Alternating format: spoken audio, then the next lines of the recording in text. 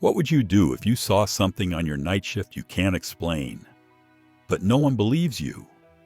Tonight, I'll share 4 true scary stories from real night workers who still regret clocking in.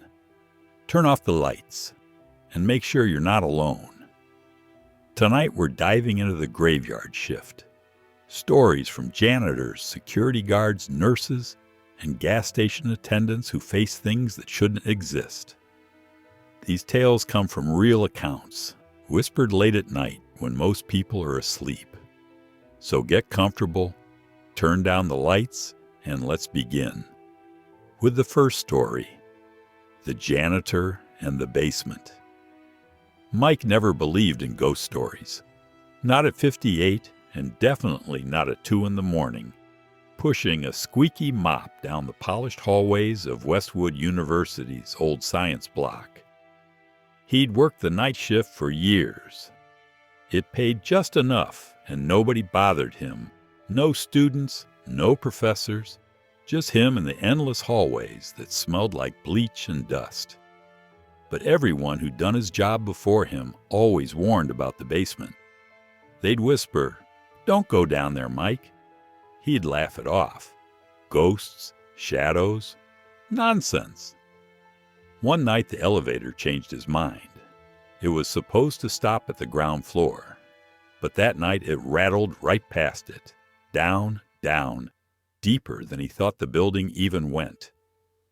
When the doors finally opened, he found himself staring into a pitch-black hallway that didn't look like any basement he'd ever seen. The air was colder down there, stale, like something had been locked away for decades. Mike told himself he'd just look for the breaker switch and get back upstairs. 5 minutes, in and out. His flashlight flickered as he stepped out of the elevator. Down the hallway, he found a single rusted metal door. It was cracked open, just enough for the beam of his flashlight to catch what looked like an old lab coat hanging inside. He pushed the door wider and stepped in. Shelves lined the walls, jars of murky liquid, broken lab glass, an old metal cage in the corner big enough for what exactly? He felt something brush past his foot. Cold air, maybe. He turned to leave. The door slammed behind him so hard the jars rattled. Mike froze. His flashlight beam shook as he turned it back to the shelves. From behind the shelves came a scraping sound, like metal on stone. Then a voice, hoarse and broken, whispering, "You shouldn't be here." Mike's breath caught in his throat. He stumbled backward, slammed his shoulder against the door. It wouldn't budge. The scraping came closer. A figure crawled into the edge of his flashlight. Long arms, bony hands dragging behind, the shredded remains of a lab coat draped over skin that looked too pale to be alive. It lifted its head, and Mike saw where its eyes should have been. Hollow sockets, dark and dripping. He threw himself against the door again and again. Finally, he spotted a rusted fire extinguisher. He grabbed it and smashed the handle against the lock until the old door swung open with a scream of metal. He didn't look back. He didn't want to know if it was still following. He didn't want to see those empty sockets ever again. When he burst out of the basement and into the night air, he dropped the extinguisher and never went back. The next day, he told campus security. They laughed, said the basement was sealed off years ago. Mike knows what he saw. And he knows one thing for sure. Some doors should never open again. Darren thought the graveyard shift would be easy money. A quiet mall, 12 cameras, one small security office, and all the vending machine snacks he wanted. Simple.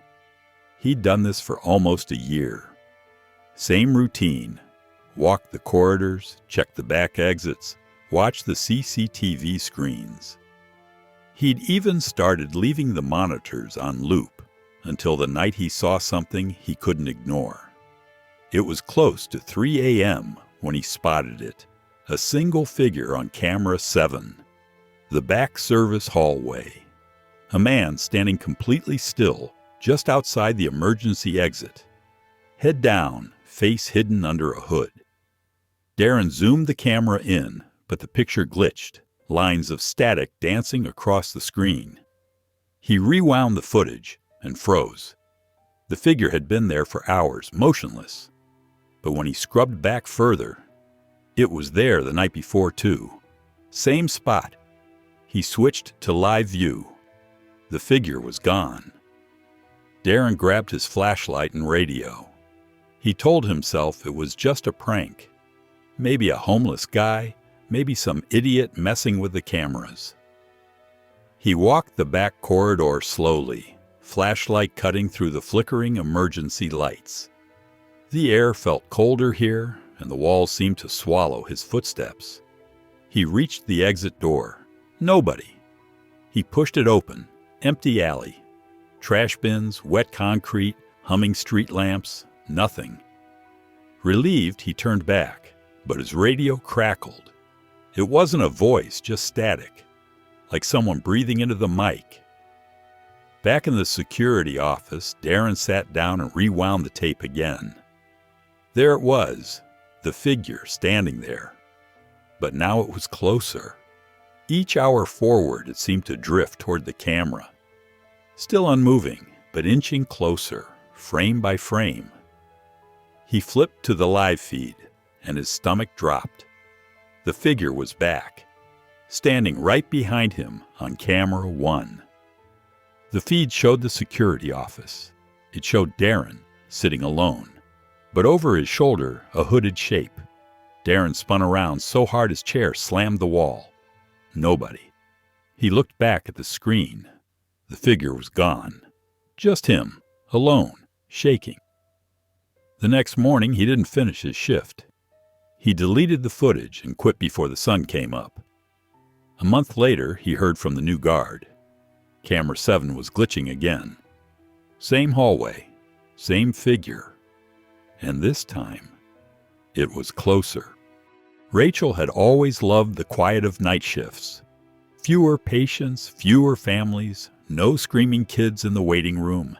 Just the steady rhythm of machines and the soft squeak of her sneakers on the tiled floor.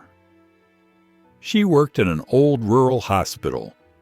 Parts of it were still modern, but one wing, the East Wing, was mostly abandoned, used only when every other bed was full. It was just after midnight when the head nurse asked Rachel to check on a new patient. Elderly man, Mr. Howell, brought in by ambulance for observation after a fall. Room 13, East Wing. Rachel didn't think much of it. She grabbed her chart and flashlight, pushed through the heavy doors of the East Wing. The lights here always buzzed. Half the bulbs flickered or were burned out. She found room 13. Inside, an old man lay perfectly still, eyes open, staring straight up at the stained ceiling tiles. "Mr. Howell?" Rachel whispered, careful not to startle him. He didn't answer, just kept staring. But when she stepped closer, he turned his head slowly and locked eyes with her. His mouth twitched, like he was about to say something, but no sound came out. She noted his vitals, adjusted his blanket, and backed out of the room, promising herself a cup of vending machine coffee when she was done. An hour later, she did her rounds again. She reached room 13 and pushed the door open. The bed was empty. The blankets were pulled back neatly. No sign of Mr. Howell. Rachel frowned. She stepped into the hall and froze. Down at the far end, near the old supply closet, stood Mr. Howell, still wearing his hospital gown, barefoot on the cold linoleum, staring right at her. She called out, "Sir? Mr. Howell?" But he didn't move, didn't blink, just watched her. She glanced at the nurse's station. Nobody there.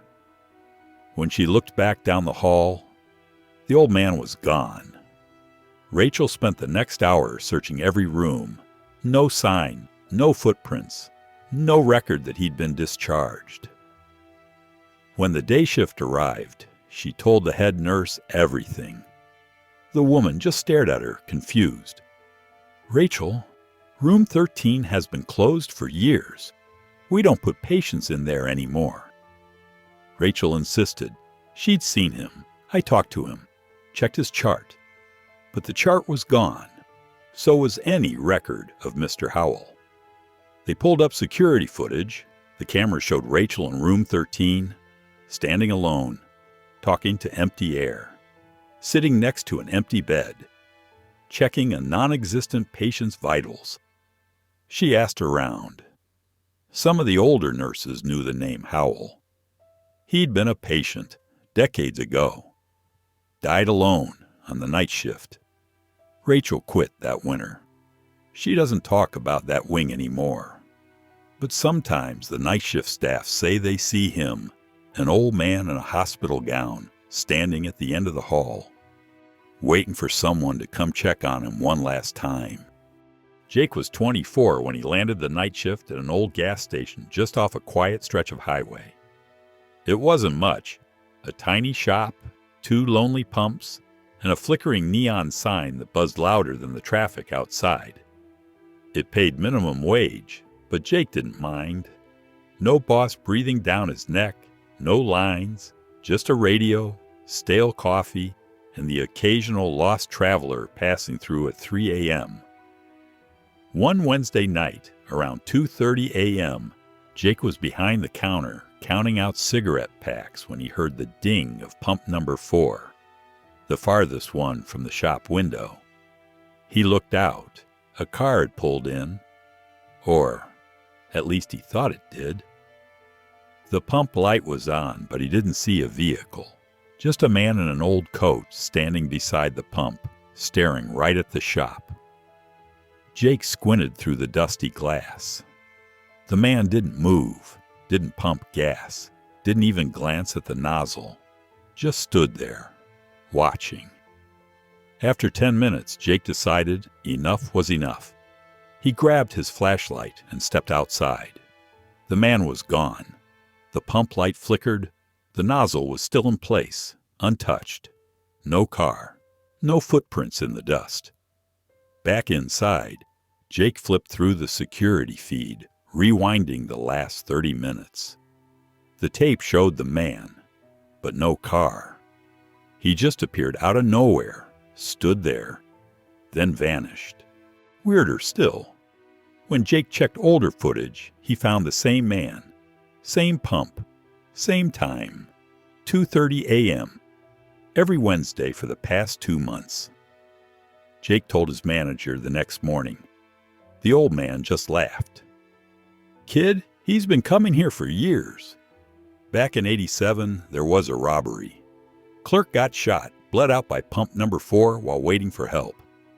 They say he still waits for a ride that never comes."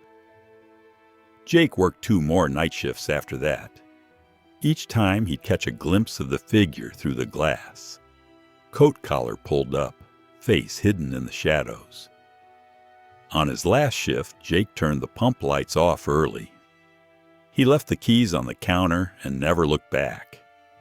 He figures the man is probably still out there, waiting under the flickering neon light, same time every week.